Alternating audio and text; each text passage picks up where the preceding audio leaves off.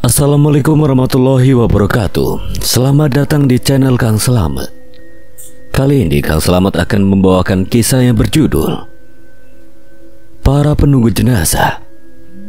Cerita ini ditulis oleh Feliwa. Dan sebelum kita masuk ke ceritanya, buat kalian yang belum subscribe channel ini, tekan tombol subscribe-nya terlebih dahulu dan tekan tombol notifikasinya agar kalian tidak ketinggalan cerita seram lainnya dari Kang Selamat. Gak usah berlama-lama lagi, langsung saja kita masuk ceritanya. Para Penunggu Jenazah. Si pengurang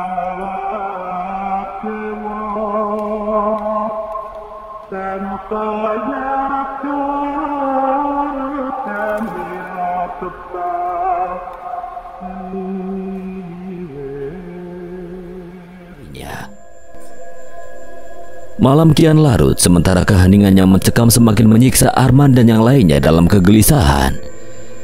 Karena sudah merasa ngantuk, Arman, Dadan, Abdul, dan Marta pergi pamit untuk tidur terlebih dahulu. Tinggallah Pak Karman sendirian di ruang depan, manakala Pak Karman sedang melamun memikirkan nasibnya dan nasib istrinya yang entah masih hidup atau sudah tiada setelah ditinggalkan olehnya sewaktu dioperasi. Tiba-tiba keheningan malam yang mencekam berganti dengan suara gaduh dari luar sana. Sebenarnya Pak Karman sudah biasa menyaksikan keanehan dan kengerian di tempat itu. Tapi suasana malam ini terasa berbeda, seperti ada peristiwa besar di tempat tersebut. Tadinya Pak Karman tidak memperdulikannya, tapi karena sangat penasaran, perlahan ia mendekati jendela. Pak Karman menyibak sedikit gorden yang menutupi jendela tersebut. Tubuhnya bergetar dan menggigil hebat kala Pak Karman menyaksikan kengerian di luar sana. Di luar rumah tersebut ia menyaksikan bagaimana jasad Barno terlentang di atas seperti sebuah dipan dengan dikelilingi oleh orang-orang berwajah rata. Sementara salah satu dari mereka menebas wajah Barno dengan sebilah golok hingga rata. Tiba-tiba muncullah segerombolan orang dengan mengenakan baju serba putih. Sementara obor yang dibawanya menerangi tempat tersebut. Di depannya seorang perempuan tua memimpin ritual yang akan segera dimulai. Pak Karman belum paham ritual apa yang akan mereka lakukan. Pak Karman mengenali perempuan tua tersebut sambil bergetar dan mengucapkan kata yang terbata-bata. Ia berujar dengan lirih, "Raden Putri." Dari balik kaca jendela dengan sedikit gorden yang tersibak, Pak Karman masih menatap nanar keadaan di luar rumah. Ia menyaksikan banyak makhluk-makhluk aneh yang berkerumun di luar sana. Bahkan makhluk-makhluk aneh tersebut bermunculan dari kegelapan hutan memenuhi tempat ini. Seperti sengaja diundang, mayat Barno masih terlentang di atas dipan dengan dikelilingi oleh makhluk-makhluk menyeramkan. Sementara wajahnya rata karena telah ditebas oleh seseorang yang entah siapa dia. Pak Karman merasa heran karena jenazah Barno telah dikebumikan tadi siang dan sekarang jasadnya tiba-tiba berada di luar sana. Lalu siapa yang telah membongkar kuburan Barno? Benak Pak Karman terus bertanya beberapa kali. Setelah makhluk-makhluk itu bermunculan dari balik hutan yang gelap, lalu perempuan tua yang dikenal oleh Pak Karman dengan Raden Putri tersebut melakukan ritual yang aneh sambil merapalkan mantra yang tidak dimengerti oleh Pak Karman. Perempuan tua itu mengasapi jasad Barno dengan dupa dan kemenyan yang telah dibakar. Selanjutnya ia memandikannya dengan campuran bunga 7 rupa. Sementara makhluk-makhluk yang hadir di tempat itu diam tanpa bersuara dan tetap bergeming. Sesosok perempuan berkebaya merah yang bersanggul dan tanpa rupa itu tiba-tiba muncul dari kerumunan makhluk-makhluk mengerikan dengan membawa sebuah mangkuk yang terbuat dari bahan kuningan. Mangkuk yang berisi cairan kental berwarna merah darah tersebut diberikan kepada Raden Putri. Setelah menerima mangkuk dari perempuan berwajah rata itu, selanjutnya Raden Putri menumpahkan mangkuk yang telah berisi darah ke jasad Barno yang telah kaku. Setelah perempuan tersebut sujud di hadapan Raden Putri bersama makhluk-makhluk yang masih berkumpul di tempat itu, Setelah jasad Barno basah berlumuran darah, tiba-tiba di tempat itu bau busuk menyeruak ke segala arah hingga membuat perut Pak Karman mual. Dari balik jendela rumah, mata Pak Karman terbelalak kala jasad Barno bangkit kembali, lalu berjalan dengan langkah kaku. Jasad Barno kembali berjalan dengan kaku ke salah satu rumah panggung lalu memasukinya. Sementara makhluk-makhluk tersebut masih bersujud simpuh di hadapan perempuan tua yang bernama Raden Putri. Setelah jasad Barno hilang memasuki rumah panggung, lalu Raden Putri berucap dengan suara lantang dan bergetar.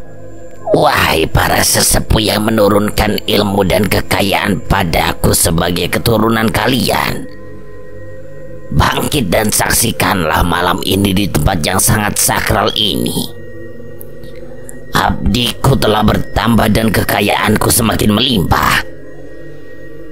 Setelah berkata seperti itu, seluruh makhluk-makhluk mengerikan tersebut bangkit dari sujudnya, lalu mengangkatkan kedua tangannya sebagai pertanda hormat kepada perempuan tua yang menganggukkan kepala.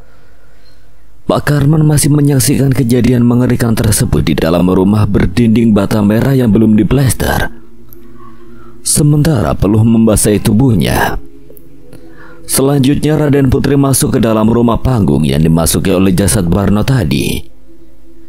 Agak lama perempuan tua itu berada di dalam rumah panggung. Entah apa yang ia lakukan, kenapa Pak Karman tidak mengetahuinya. Setelah lama berada di dalam rumah panggung, Raden Putri keluar sambil tersenyum menyeringai, hingga membuat Pak Karman bergidik ngeri. Dengan menatap ke arah makhluk-makhluk mengerikan itu, Raden Putri berucap dengan suara yang lirih. Wahai sesepuh yang menurunkan ilmu dan kekayaannya padaku, kembalilah dengan tenang dan jagalah tempat ini demi keturunan kalian. Namun makhluk-makhluk itu belum beranjak pergi karena mereka mengetahui Pak Karman yang sedang mengintip kegiatan mereka di balik jendela rumah. Netra Pak Karman kembali terbelalak kala Raden Putri dan makhluk-makhluk mengerikan itu serempak menatap ke arah Pak Karman yang sedang mengintip dari balik jendela. Dengan spontan, Pak Karman menutup gorden jendela dan berpaling dari wajah-wajah mengerikan di luar rumah. Sementara degup jantungnya kian berdebar kencang sambil berkata, "Celaka." Di ruangan lain Arman masih gelisah, hingga ia tidak bisa memejamkan matanya kembali setelah mimpi buruk tentang istri dan anaknya. Dalam mimpinya tersebut, istrinya melahirkan bayi perempuan hingga membuat Arman merasa bahagia karena memiliki anak perempuan merupakan dambaannya. Mengingat kedua anaknya adalah laki-laki, tapi kebahagiaan tersebut malah menjadi kesedihan, bahkan kengerian. Setelah bayinya yang baru lahir tersebut wajahnya berubah rata seperti sosok yang pernah dilihat olehnya di rumah-rumah panggung malam itu. Mimpi buruk mengerikan yang dialami Arman membuat dirinya ketakutan, bahkan khawatir jika mimpi buruknya itu menjadi kenyataan atau firasat jelek bagi dirinya dan keluarganya. Bulir bening keluar dari kedua selang mata Arman, sementara peluh mengucur deras membasahi tubuhnya. Perasaan rindu terhadap keluarganya kian membuncah dengan hati resah dan gelisah, serta benak yang terus memikirkan keadaan istrinya yang sedang hamil, pun dengan kedua anaknya. Hasrat Arman untuk segera pulang ke rumahnya sudah tidak bisa terbendung. Hati Arman sudah bulat. Malam ini ia bertekad untuk pergi dari tempat tersebut. Arman sudah tidak peduli dengan resiko yang akan ia terima, pun tidak memikirkan bahaya yang akan ia tanggung. Manakala Arman hendak beranjak pergi setelah mengemasi pakaiannya ke dalam tas, tiba-tiba suara panggilan menghentikan langkah kakinya. Man, lu mau kemana? Ternyata suara panggilan tersebut adalah Dadan yang terbangun dari tidurnya. Bahkan sedari tadi ia memperhatikan tingkah laku temannya itu. Gue mau pulang. Gue udah gak kuat kerja di tempat ini. Bagi gue tempat ini seperti kutukan. Man, lu gak ingat kejadian yang menimpa Barno? Gue gak peduli dengan keselamatan diri gue, dan gue gak peduli dengan konsekuensi perjanjian itu. Kalau lu mau kabur, ayo ikutin gue. Waktu itu gue sepemikiran dengan lu. Gue juga nggak betah kerja di sini. Gue kangen sama keluarga. Tapi gue mikir lagi setelah apa yang menimpa Barno. Kalau gue nggak selamat dan tidak bisa pulang, selamanya gue nggak bakal ketemu dengan keluarga. Man, kita harus cari jalan lain supaya bisa keluar dari tempat ini dengan selamat. Walaupun Dadan memperingatkan Arman agar memikirkan tindakannya yang gegabah, tapi Arman tidak mendengarkan temannya tersebut. Karena tekad Arman sudah bulat, apapun resikonya ia akan tetap pergi dari tempat itu. Malam kian larut, sementara Arman Dadan dan tidak mengetahui kejadian yang sedang disaksikan oleh Pak Karman di luar rumah. Dengan penuh rasa emosi, Arman melangkahkan kakinya keluar kamar dengan menenteng tas, bahkan tidak memperdulikan Dadan yang terus memanggil namanya. Namun langkah Arman terhenti kala netranya menatap nanar tubuh Pak Karman yang sedang diseret oleh makhluk-makhluk mengerikan berwajah rata dengan paksa keluar rumah. Saat diseret, Pak Karman tidak mengeluarkan suara atau ucapan sepatah kata pun. Ia tampak pasrah, tapi wajahnya memelas seperti menyiratkan sebuah pertolongan saat tatapan matanya beradu dengan tatapan Arman. Tubuh Pak Karman terus diseret keluar, entah akan dibawa kemana. Akhirnya tubuh Pak Karman hilang, ditelan kegelapan malam bersamaan dengan suara lolongan anjing di dalam hutan sana. Sementara Arman masih berdiri mematung di ambang pintu kamar. Dengan hatinya yang kian gelisah, Arman menatap nanar tubuh Pak Karman yang hilang diseret oleh makhluk-makhluk mengerikan itu. Sesaat kesadaran Arman kembali setelah Dadan menepuk pundaknya. Man, lu harus dengerin gue. Ini udah larut malam, jadi terlalu bahaya untuk pergi dari tempat ini. Dadan menatap temannya yang masih berdiri di ambang pintu. Arman tidak menimpali ucapan Dadan. Tapi apa yang diutarakan oleh temannya itu memang ada benarnya. Apalagi setelah menyaksikan Pak Karman yang diseret keluar oleh makhluk-makhluk mengerikan. Arman mengurungkan niatnya untuk kabur dengan degup jantung yang berdebar. Arman kembali masuk ke dalam kamar lalu menjatuhkan tubuhnya terduduk di sisi kasur. Sementara Abdul dan Marta masih terlelap dalam tidurnya.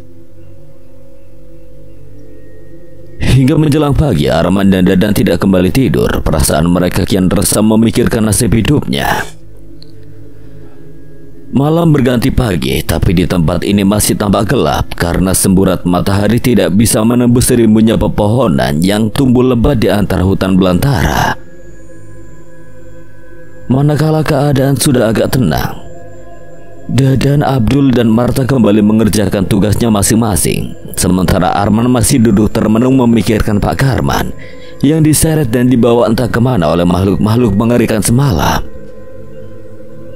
Abdul sempat menanyakan Pak Karman kepada Dadan dan Marta, tapi mereka tidak mengetahuinya.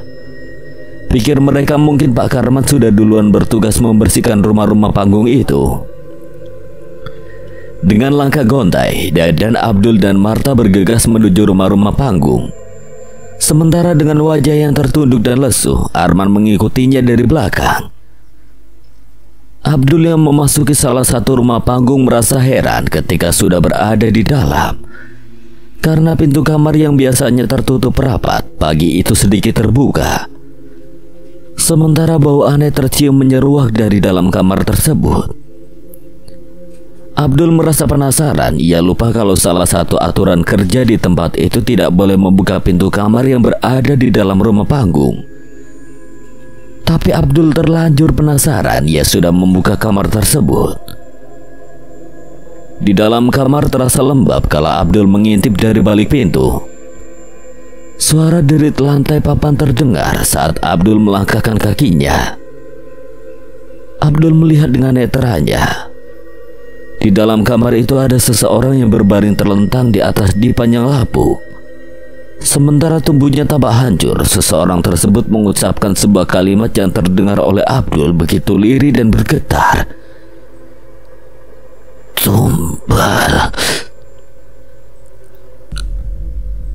Abdul melangkah dengan hati-hati menapaki lantai papan untuk memeriksa kamar yang sedikit terbuka. Suara derit lantai papannya beradu karena pijakan kaki Abdul terdengar jelas dari dalam rumah panggung itu. Tumbal. Terdengar suara lirih dan bergetar dari dalam kamar tersebut kala Abdul menempelkan daun telinganya ke pintu kamar.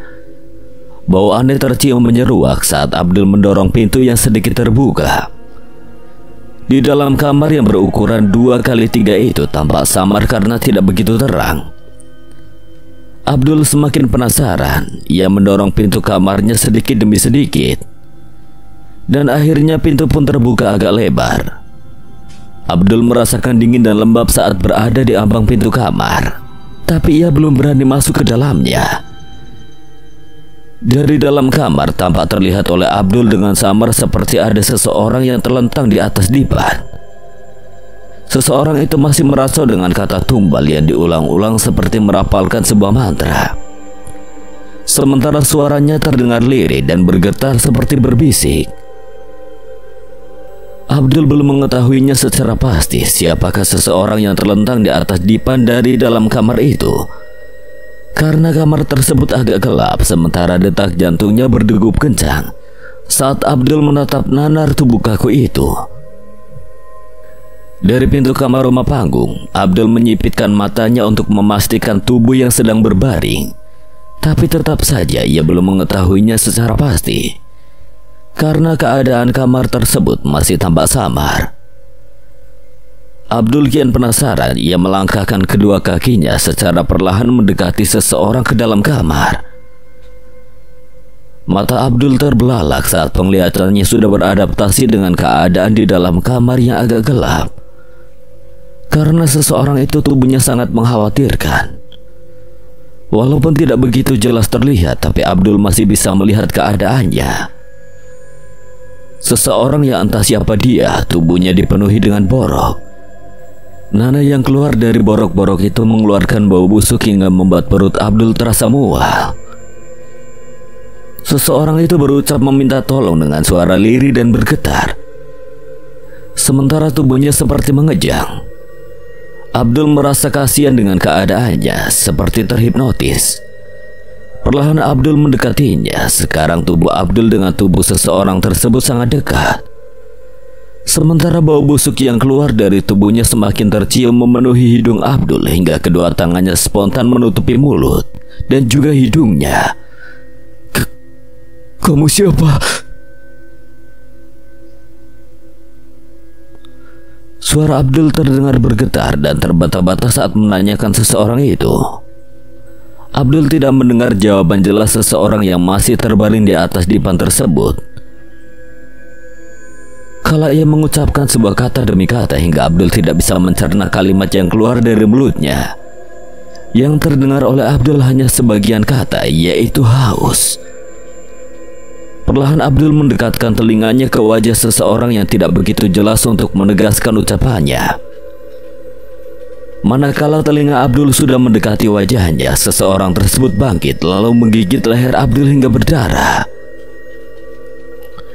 Abdul berteriak sambil berlari keluar kamar, bahkan keluar dari rumah panggung itu. Sementara darah segar terus keluar dari lehernya yang terluka bekas gigitan dari sosok yang berbaring di dalam kamar rumah panggung yang biasa dibersihkan oleh Abdul. Sambil menutup lehernya yang terluka oleh kedua tangannya, Abdul berteriak meminta tolong kepada teman-temannya. Abdul sangat panik dan ketakutan hingga ia jatuh tersungkur setelah berada di luar. Karena suara teriakan Abdul, Arman, Marta, dan Dadan berhamburan keluar dari rumah-rumah panggung yang sedang dibersihkannya. Mereka menyaksikan Abdul sedang berbaring di atas tanah sambil menutupi lehernya dengan kedua tangannya, sementara tubuhnya dan pakaiannya berlumuran darah. Marta tampak panik melihat keadaan temannya. Ia segera mendekati Abdul, sementara Arman menyuruh teman-temannya untuk segera membawa Abdul ke dalam rumah. Tanpa berpikir panjang, mereka segera menggotong tubuh Abdul yang sudah tidak sadarkan diri memasuki rumah yang menjadi mes selama mereka bertugas di tempat tersebut.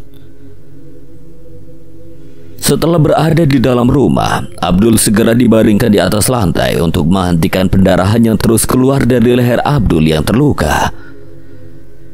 Marta menutupi luka Abdul dengan sobekan bajunya. Lalu ia keluar untuk mencari daun badotan di sekitar pelataran yang mendekati hutan.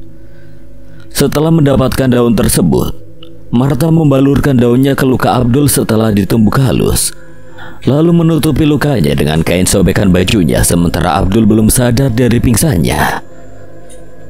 Pendarahan yang keluar dari luka Abdul akhirnya berhenti setelah Martha mengobatinya. Abdul berbaring lemah dengan luka di bagian lehernya. Arman, Martha, dan Dadan belum mengetahui dengan kejadian yang telah menimpa Abdul hingga dirinya terluka parah. Tapi mereka sadar kalau bekerja di tempat ini tidak mudah dan penuh akan resiko, teror, serta ketakutan yang akan mereka hadapi. Bahkan nyawa sebagai taruhannya, dan entah siapa lagi yang akan menjadi korban berikutnya di antara mereka. Dilema itulah yang dirasakan mereka saat ini, bahkan merasa tertekan. Jika pergi atau kabur dari tempat itu, maka nyawa sebagai taruhannya. Sebagaimana yang menimpa Barno, tapi jika bertahan, maka resiko celaka, teror, dan ketakutannya akan mereka hadapi. Persoalan dengan Abdul telah usai, tapi persoalan lain muncul ketika siang itu Arman berada di luar. Saat ia sedang menyendiri memikirkan nasib diri dan keluarganya. Dari dalam hutan itu Arman melihat seseorang yang keluar berjalan gontai tanpa arah mendekat ke tempat tersebut. Mata Arman terbelalak saat seorang pria setengah baya itu semakin mendekatinya. Pria setengah baya tersebut melangkahkan kakinya yang bergetar sementara matanya buta dan berlumuran darah. Lalu dengan suaranya yang bergetar seseorang itu berkata, "Abdul, Martha, Arman, Dadan, tolong Bapak." Arman mengenali seseorang yang baru keluar dari dalam hutan sana. Napas Arman terengah-engah sementara detak jantung berdegup kencang. Dengan langkah ragu lalu Arman memanggil nama seseorang yang ia kenal sebelumnya. "Pak Karman." Di tempat tersebut Arman menatap Pak Karman yang baru muncul dari hutan. Ia berjalan tanpa arah, melangkah dengan gontai sementara matanya buta. Bahkan lebih parah dari itu, mata Pak Karman berlumuran darah. Suara teriakan Pak Karman yang meminta tolong terdengar miris. Bahkan Arman merasa iba menyaksikan Pak Karman seperti itu. Dengan tergopoh-gopoh dan setengah berlari, Arman melangkah mendekati Pak Karman yang masih berjalan sambil meraba-raba keadaan di sekitarnya. Keadaan Pak Karman begitu mengkhawatirkan hingga membuat Arman semakin kasihan kepadanya. "Pak Karman, kenapa menjadi seperti ini?" Ini siapa?" "Saya Arman, Pak. Saya bekerja di tempat ini." Pak Karman hanya terdiam seperti orang yang linglung. Dengan menatap Pak Karman yang begitu mengkhawatirkan, Arman segera mengajak Pak Karman menuju ke rumah mesnya. Pak Karman dituntun oleh Arman ke bangunan rumah tersebut. Setelah berada di dalam rumah, tampak Dadan dan Martha yang sedang menjaga Abdul yang masih berbaring lemah. Sangat terkejut dengan kedatangan Arman. "Dan tolong ini Pak Karman," pinta Arman karena Dadan dan Martha masih bengong menyaksikan kedatangannya. Dadan dan Martha terkesiap dari keterkejutannya. Mereka langsung menghampiri Arman yang sedang menggandeng Pak Karman. Mereka bertiga langsung membaringkan Pak Karman bersebelahan dengan Abdul. Arman, Dadan, dan Martha kebingungan karena dua orang rekan kerjanya sekarang sedang berbaring sakit. Yang paling parah adalah Pak Karman. Matanya benar-benar buta permanen. "Mana ada apa dengan Pak Karman?" Arman masih terdiam. Tampaknya ia masih syok dengan kejadian hari ini yang menimpa Pak Karman dan Abdul. Dengan menatap bergantian kepada Dadan dan Martha, lantas Arman menceritakan kalau Pak Karman muncul secara tiba-tiba dari dalam hutan dengan kondisi sangat mengkhawatirkan. Tapi sebelum Pak Karman muncul dari arah hutan, malamnya Arman sempat melihat Pak Karman diseret oleh beberapa sosok yang mengerikan berwajah datar.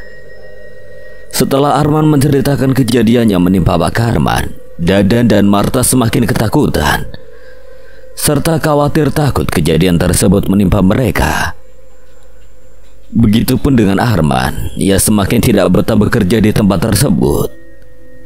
Tapi Arman juga takut celaka, bahkan kehilangan nyawanya jika dirinya sampai nekat kabur. Hari itu Arman, Dadan, dan Marta tidak melanjutkan tugas mereka sampai tuntas karena masih syok dengan kejadian yang menimpa rekan kerjanya, yaitu Pak Karman dan Abdul. Ketika kecemasan sedang menimpa para pekerja di tempat itu, tiba-tiba terdengar suara deru mesin mobil di luar rumah. Mobil Alphard hitam memasuki gapura dan berhenti tepat di area tempat tersebut. Seorang pria berusia 40 tahunan keluar dari mobil setelah pintu mobil bagian depan terbuka. Lantas dengan buru-buru ia membuka pintu belakang. Setelah pria yang ternyata supir pribadi itu membuka pintu mobil bagian belakang, lalu keluar seorang perempuan tua. Dengan tenang perempuan tua tersebut mengedarkan pandangannya ke sekeliling tempat itu, sementara sopir pribadinya hanya berdiam diri di samping mobil sambil membungkukkan tubuhnya kepada perempuan tua yang baru keluar dari dalam mobil sebagai tanda hormat. Setelah puas dengan melihat-lihat ke sekeliling, lantas perempuan tua tersebut melangkahkan kakinya menuju tempat mes para pekerja-pekerja itu tinggal. Arman, Dadan, dan Marta sempat terkejut dengan kedatangan perempuan tua tersebut. Setelah dirinya berada di dalam rumah dengan menatap bergantian kepada para pekerja, lalu perempuan tua itu berkata, "Bukankah sudah saya katakan, kalian harus menuruti segala peraturan-peraturan yang berlaku selama bekerja di tempat ini?" Perempuan tersebut terlihat kesal dengan menatap tajam kepada para pekerjanya. Lantas ia melanjutkan kembali ucapannya, "Beginilah akibatnya jika kalian tidak menuruti peraturan dan perjanjian yang telah disepakati. Sekarang saya harus membawa Karman pulang karena dia sudah tidak berguna dan akan digantikan dengan pekerja yang baru." Setelah berkata seperti itu, selanjutnya perempuan tua itu menyuruh supir pribadinya untuk membawa Pak Karman yang sedang berbaring. Saat dibawa keluar, Pak Karman hanya terdiam seperti orang yang linglung. Dengan berjalan ringkih, selanjutnya perempuan tua tersebut segera beranjak pergi untuk meninggalkan tempat itu. "Saya mau mengundurkan diri dari pekerjaan ini," ujar Arman menghentikan langkah perempuan tua itu tepat di ambang pintu. Sambil berbalik, menatap tajam dan tersenyum kepada Arman, lantas perempuan tua itu berkata, "Silakan kalau nasibmu ingin seperti pekerja lain yang telah terkubur membisu di pemakaman itu. Oh iya, saya lupa belum sempat memperkenalkan nama. Panggil saya Raden Putri." Ia kembali sambil berlalu pergi meninggalkan Arman dan yang lainnya menyusul supir pribadinya yang membawa Pak Karman. Arman terkesiap mendengar ucapan dari perempuan tua itu. Ia tidak bisa berkata apa-apa lagi. Pun dengan yang lainnya, mereka diam membisu. Hanya kegundahan yang mereka rasakan. Di tempat tersebut para pekerja itu sangat terkekang, seperti orang-orang yang terpenjara dalam kesengsaraan. Sementara perempuan tua yang bernama Raden Putri itu pergi membawa Pak Karman entah kemana.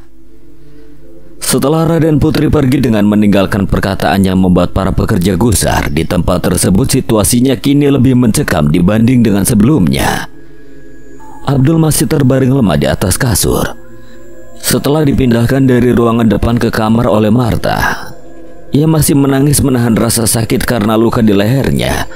Dengan sedikit menggigit bibir bawah serta menatap nanar Marta di hadapannya. Lalu Abdul berkata dengan suaranya yang lirih, "Mar, gue mau pulang. Gue kangen anak istri." Marta hanya terdiam kala Abdul berkata seperti itu, sementara matanya mulai berkaca-kaca. Merasakan dan menahan kesedihan kala menyaksikan temannya yang sedang dilanda penderitaan. Marta merasakan hal yang sama dengan temannya tersebut. Ia pun sudah tidak betah di sana. Marta ingin pulang menemui keluarganya yang nan jauh di sana.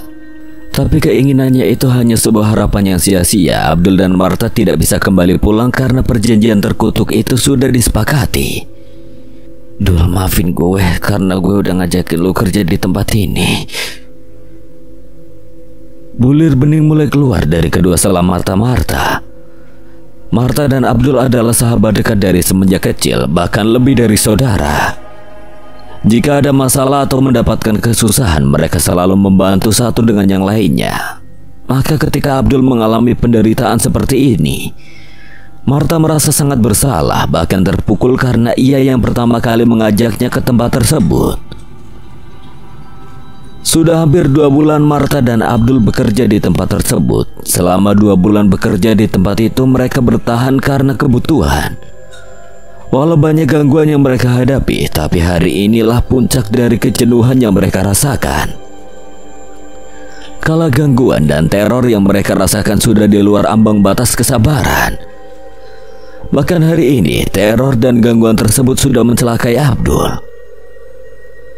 Sebelum Martha dan Abdul mendapatkan pekerjaan di tempat tersebut, mereka adalah pengangguran. Memang mereka pernah bekerja di perusahaan besar dan bonafit, karena mereka berdua adalah lulusan sarjana, sekolah dan kuliah bersama, bahkan diterima di perusahaan yang sama. Tapi karena perusahaannya bangkrut, terlalu banyak yang korupsi dari atasan-atasannya hingga membuat Martha dan Abdul menjadi pengangguran. Mencari pekerjaan yang lain tidak mudah, membalikan telapak tangan. Ingin membuka bisnis tidak memiliki modal, sementara mereka sudah berkeluarga.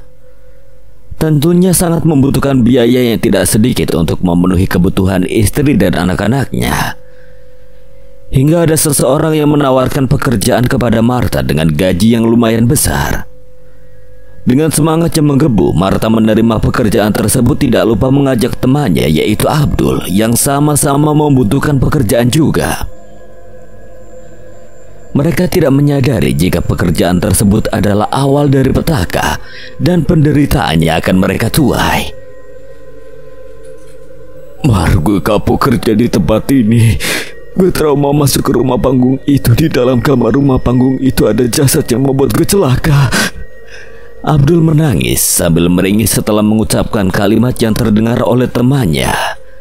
Merinding dan menyedihkan, bahkan Martha tidak bisa menahan emosinya. Ia menangis dalam kesenduan atas diri dan temannya. Hari mulai berganti senja, Martha masih menunggu sahabatnya yang sedang sakit. Bahkan keadaan Abdul bertambah parah. Suhu tubuhnya meningkat, ia mengalami demam tinggi. Abdul terkena infeksi dari gigitan jasad yang ada di kamar rumah panggung itu. Martha kebingungan menyaksikan kondisi sahabatnya yang kian parah. Tubuh Abdul menggigil, bahkan sekarang tampak mengejang.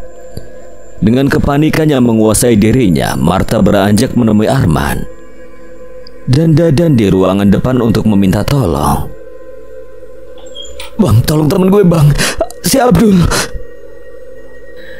Arman dan Dadan kebingungan setelah menyaksikan tubuh Abdul yang berbaring menggigil dan mengejang. Mereka berdua merasa serba salah. Apa yang hendak mereka lakukan? Senja mulai berganti maghrib, cuaca mulai mendung karena di langit kelam awan kelabu mulai bergerak dan berarak menyatu menjadi mega hitam. Sementara suara gemuruh petir di angkasa mulai terdengar bersautan. Cahaya kilatnya sepintas menerangi tempat-tempat yang gelap. Akhirnya awan hitam tidak bisa menahan bebannya. Air hujan mulai tercurah lebat dari langit yang pekat. Dengan hujan yang sangat lebat membuat situasi tempat itu kian mencekam. Ditambah lagi dengan keadaan Abdul yang semakin parah.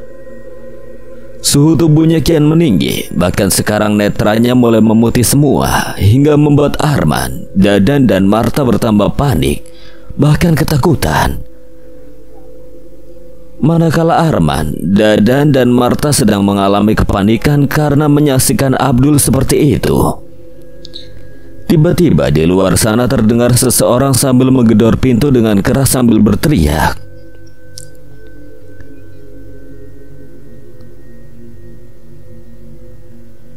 "Buka pintunya, saya mau mengambil jasad si Abdul." Gedoran pintu dan teriakan dari seseorang tersebut terus diulang-ulang, tidak berhenti. Bahkan semakin kencang terdengar oleh Arman, Dadan dan Martha dari dalam rumah, hingga membuat mereka kian panik dan ketakutan. Arman merasa penasaran dengan sisa keberaniannya. Ia beranjak keluar dari kamar untuk memeriksa keadaan di luar sana, lalu mendekati jendela rumah. Tubuh Arman bergetar sementara matanya terbelalak kala mengintip dari kain gorden yang sedikit tersibak. Karena di luar sana banyak jasad berwajah rata saat cahaya kilat sesaat menerangi tempat itu. Mereka berdiri mematung sambil mengarahkan wajahnya ke rumah mes di mana Arman dan rekan-rekannya itu tinggal. Sementara salah satu di antara mereka sedang berdiri di depan pintu sambil terus menggedor-gedor bahkan berteriak, "Cepat buka pintunya!" "Dul, bangun Dul." Marta menggerakkan tubuh Abdul yang mengejang. Marta kian panik dan histeris takut kalau sahabat satu-satunya itu tidak selamat. Di luar hujan semakin deras disertai dengan kilatan cahaya. Dan suara gemuruh petir yang menggelegar membuat suasana kian mencekam. Keadaan seperti itu seperti memberi isyarat kalau akan terjadi sesuatu di tempat tersebut. Dadan dan Marta menatap nanar tubuh Abdul yang menggelincang seperti kesakitan. Sementara bibirnya yang bergetar kini berubah menghitam dan bola matanya sudah memutih semua. Marta sangat panik kala tubuh Abdul menggelincang hebat hingga seperti hendak bangkit. Mulutnya semakin bergetar dengan menyemburkan darah kental. Setelah itu, tiba-tiba tubuh Abdul berhenti kaku sementara matanya masih melotot dengan mulutnya yang menganga. Dadan yang sedang berdiri langsung menghampiri Abdul yang diam membisu. Tubuhnya terasa dingin, sementara denyut nadinya sudah tidak berdetak kala Dadan menekan lengan Abdul untuk memeriksa keadaannya. Abdul sudah pergi," ujar Dadan setelah memeriksa Abdul sementara raut wajahnya berubah pucat pasi. Marta langsung memburu tubuh sahabatnya sambil berteriak dan menangis histeris setelah Dadan berkata seperti itu. Teriakan Marta hampir beriringan dengan suara gemuruh petir di angkasa hingga membuat keadaan di tempat tersebut semakin mencekam. Di ruang depan, Arman yang sedang mengintip keadaan di luar rumah sangat terkejut dengan teriakan Marta yang memanggil Abdul. Sementara gedoran pintu dan teriakan dari luar sana masih terus aktif, bahkan semakin kencang ditambah dengan suara gemuruh angin, petir serta deru hujan yang kian melebat. Arman yang menyaksikan kengerian di hadapannya membuat dirinya semakin ketakutan. Dalam keadaan genting dan kengerian itu, Arman menyesalkan keadaan dirinya yang tidak bisa membaca ayat-ayat suci Al-Quran. Padahal itulah yang dibutuhkannya sekarang ini. Jangankan untuk mengingat kalimat Al-Quran, sekedar membaca Al-Fatihah pun ia tidak bisa. Yang Arman bisa hanya mengucapkan lafaz Allah. Itu pun bibirnya terasa keluh. Pintu yang terdengar bising karena digedor sekarang terbuka lebar. Arman merasakan dinginnya angin dan percikan air hujan yang masuk ke dalam rumah. Kilatan cahaya petir menerangi bahkan menampakkan jasad-jasad berwajah rata yang masih berdiri mematung di luar rumah, membuat wajah Arman semakin pucat. Sementara degup jantungnya kian berdebar kencang. Kalimat yang diucapkan Arman nyaris tidak terdengar karena panik menguasai dirinya. Tiba-tiba Arman menyaksikan beberapa orang berpakaian serba putih memasuki rumah dengan membawa keranda mayat. Tapi wajah mereka tidak rata seperti jasad-jasad yang berdiri di luar sana. Beberapa orang itu berjalan melewati Arman yang diam tetap bergeming. Sementara keranda yang diusungnya bergerak kian kemari tidak beraturan. Lalu mereka berhenti di depan kamar yang di dalamnya ada Dadan, Marta dan Abdul. Keranda yang diusung oleh mereka diletakkan begitu saja di atas lantai. Setelah menaruh keranda tersebut, lantas mereka memasuki kamar. Di dalam kamar, Dadan masih syok dengan kejadian yang menimpa Abdul. Sementara Marta tidak berhenti menangis sambil memeluk tubuh sahabatnya yang sudah terbujur kaku.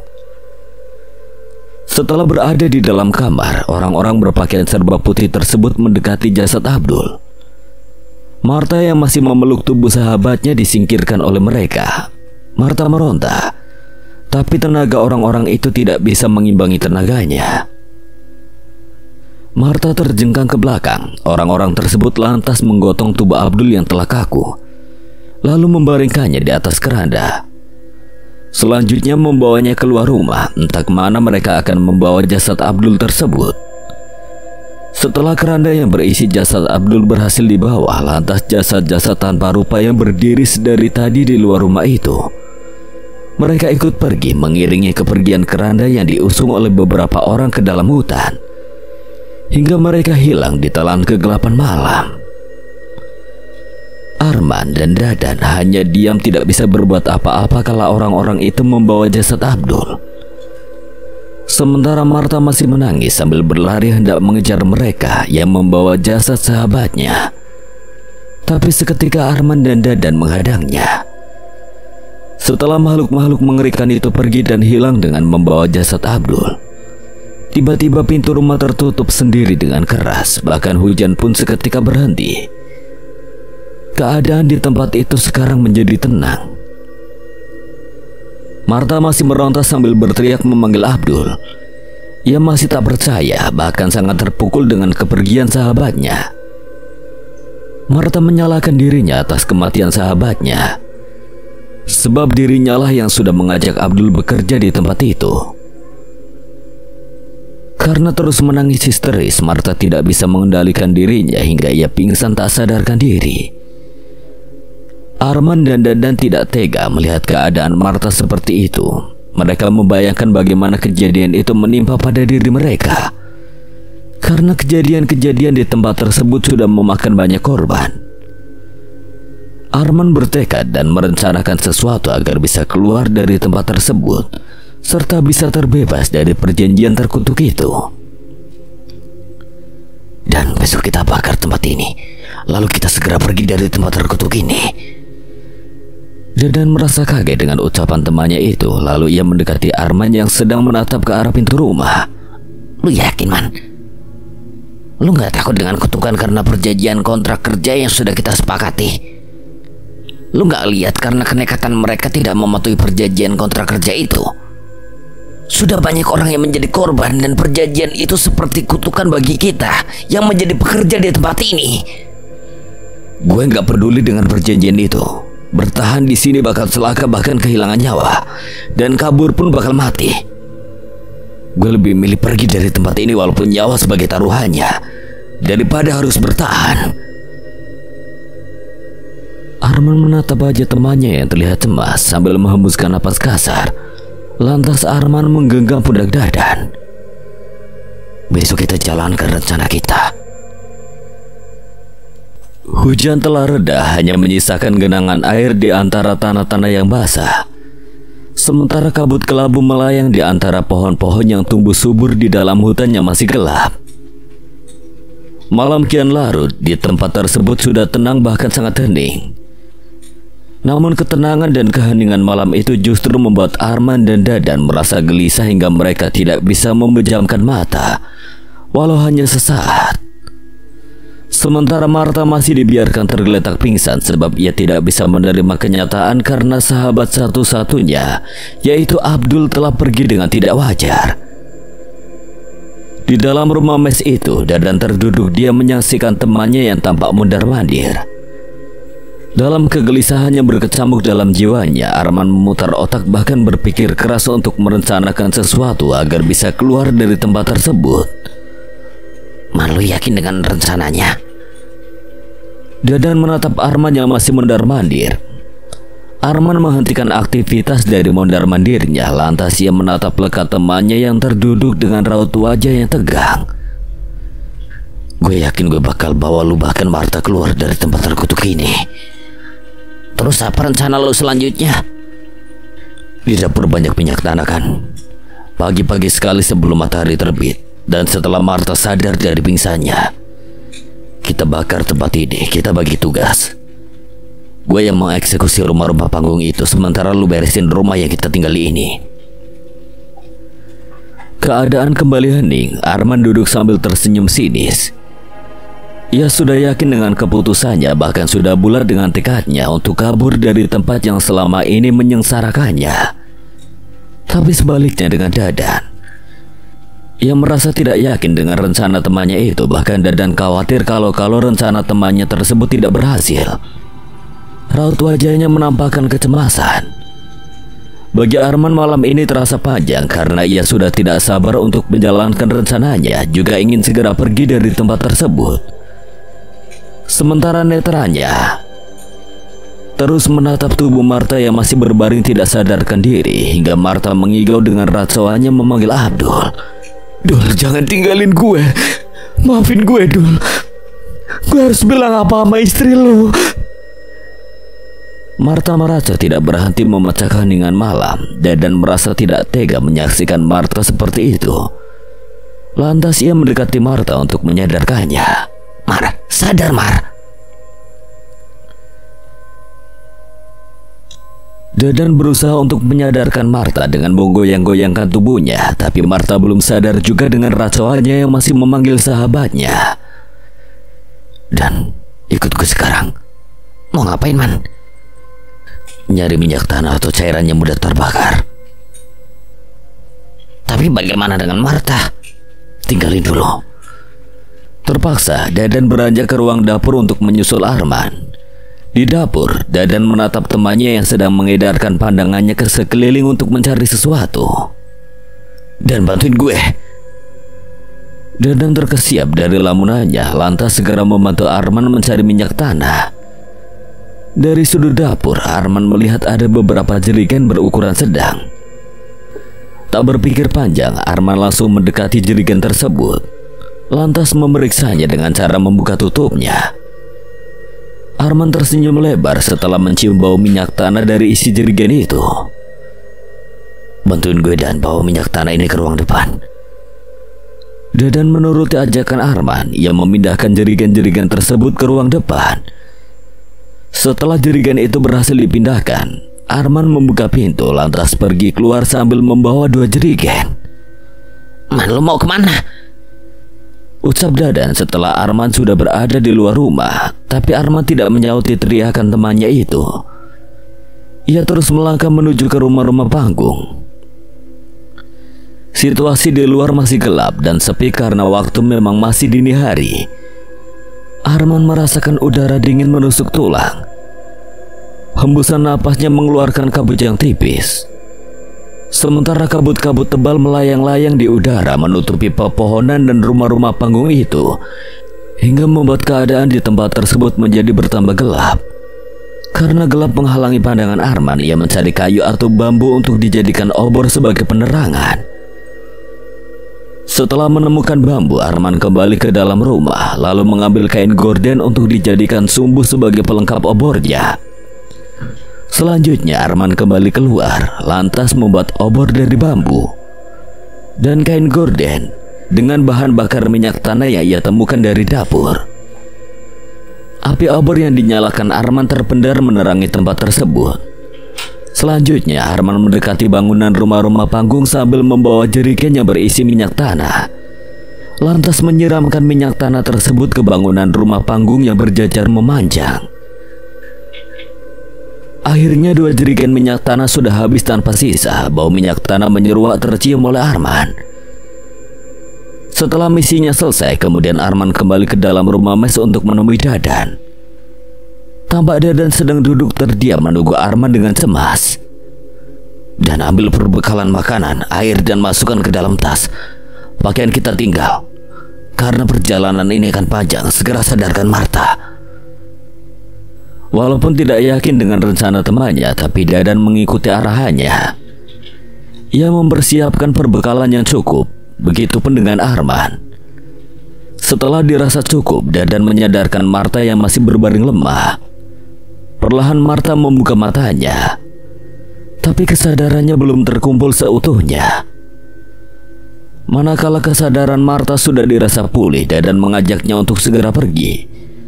Tapi Martha masih lemas. Terpaksa Dadan dan Arman menggandeng Martha serta menuntunnya keluar rumah tersebut. Tapi sebelum mereka keluar, tidak lupa Arman menyiramkan minyak tanah yang berada di dalam jerigen ke bangunan rumah mes itu. Arman, Dadan, dan Martha menghentikan langkahnya tepat di ambang pintu rumah. Mata mereka terbelalak karena dari masing-masing rumah panggung itu tampak jasad-jasad berwajah rata berdiri mematung di ambang pintu. Bahkan bermunculan makhluk-makhluk mengerikan memenuhi dan menyesakkan tempat tersebut.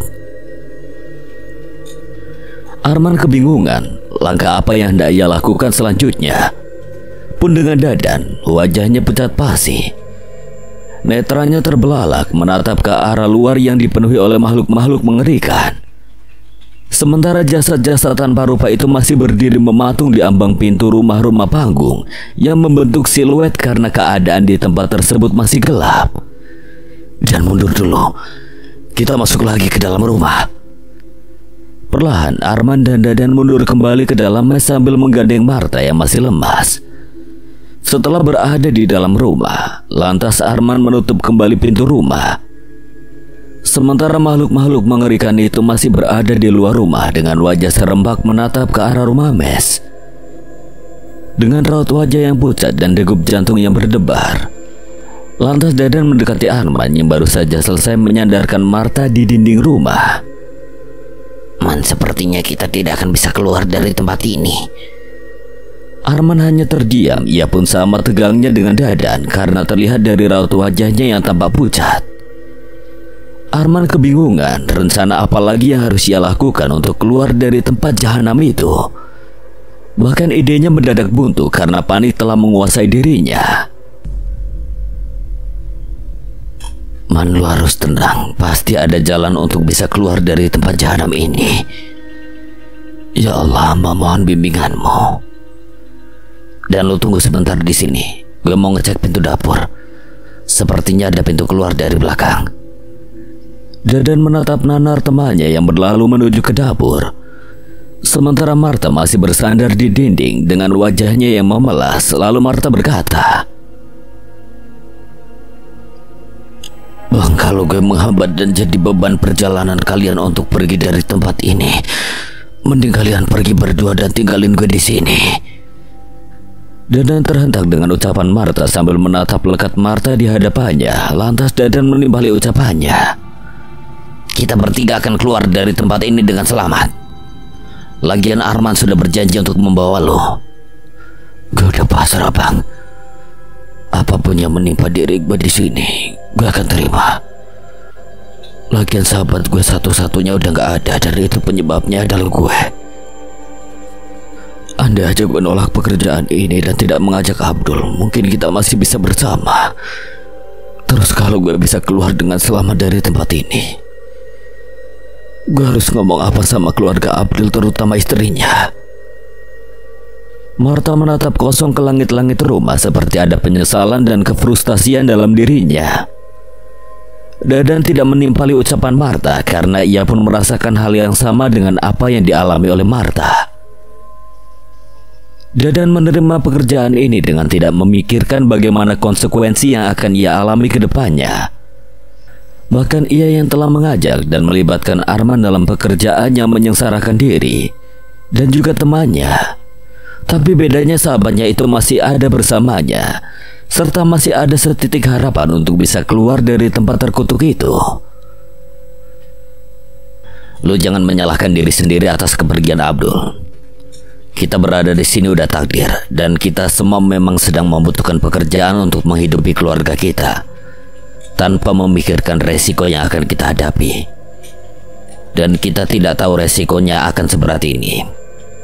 Gue dan Arman gak akan pernah ninggalin lu di tempat ini sendirian." Perkataan Dadan seolah-olah menguatkan dirinya dan Marta, padahal ia pun merasa cemas dan risau takut tidak bisa keluar dengan selamat.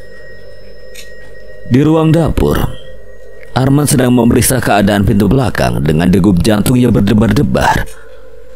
Perlahan Arman membuka pintu. Suara dari pintu yang dibuka olehnya menambah detak jantungnya kian berpacu.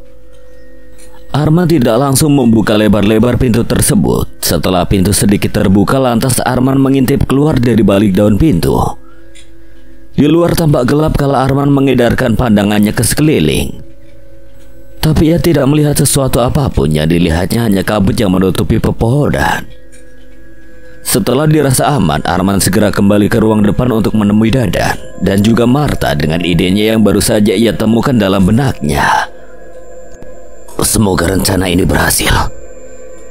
Arman melangkah dengan semangat ke ruang depan. "Dan kita segera pergi lewat pintu belakang. Lu yakin di belakang aman?" "Barusan gue udah cek, di belakang aman."